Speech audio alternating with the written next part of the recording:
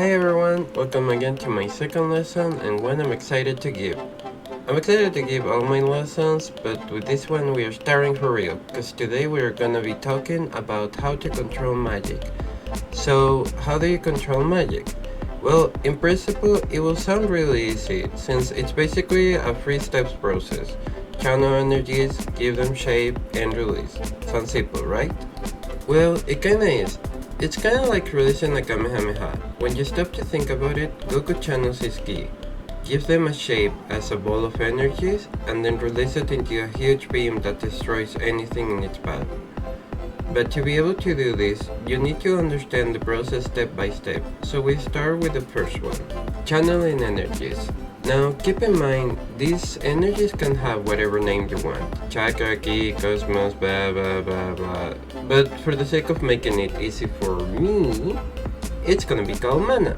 So basically, what you're doing in this step is gathering the mana in your body or surroundings into you, attracting all of those energies to a single spot in which you can manipulate it and use it however you deem fit. Once you've done this, you pass to the next step. Give them shape. Okay, so this part of the spellcasting is pretty complicated and it's tightly related to releasing.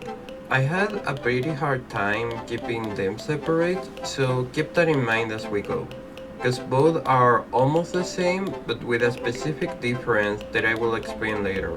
Have you noticed how in a lot of media, especially in anime, people shout out their abilities or spells as they do them?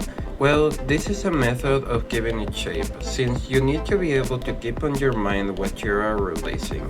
For example, let's say you want to release a fireball that's gonna explode once it hits something.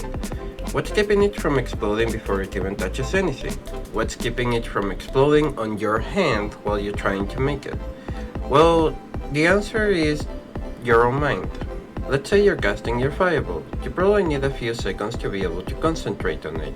During those seconds, you're making sure to shape it first. Then, you're aiming it to where you want to throw it. Next, you're giving it form out of your mind into the physical realm, while keeping it from exploding right away.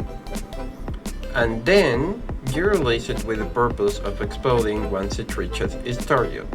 Or even better, let's say you want to add electricity to your punches, so you can shock someone while punching them. You can do this, but in the process of casting it, you need to make sure you don't electrify yourself while doing it. Most of the time, this part of making sure to not hurt yourself is done subconsciously, since most people don't like pain and don't want to hurt themselves.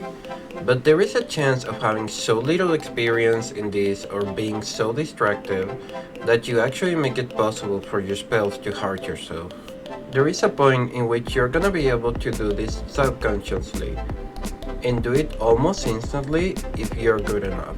You won't even need to chant a spell to be able to use it, but this requires a lot of mastery. But chatting or chanting your actions is always gonna be a viable option, since you're also putting more emotion into it. And with this, we reach the final step, release. So the previous step is tightly related to this one, because at the same time that you are releasing, you also need to keep the shape as previously mentioned, or else the consequences could be hurting yourself with your own spells, like I mentioned in the process of giving it shape. Again, screaming fireball to the top of your lungs while casting a fireball will give it higher chances of releasing the biggest fireball you ever created, since subconsciously, you're telling yourself, this is a spell of massive destruction that I am releasing with the intention of burning anything in my path. And remember, magic is what you make of it. The only real limit is your imagination. And why am I mentioning this now? Well, because you can do whatever you want during the release of a spell, as long as you keep the shape of it in your mind while being released. For example, like I mentioned, you can scream fireball to release a fireball, but you can also scream screw you, or explode, or even incinerate them, and you will still be casting a huge fireball at them. Because even with those, you're still keeping the image of a ball made of fire exploding at your enemies. since at the end of the day, a big part of magic is not only your conscious, but also your subconscious.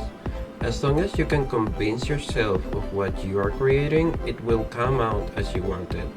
Like the fizz of electricity, you can scream, "This is gonna sting," or "I got you now."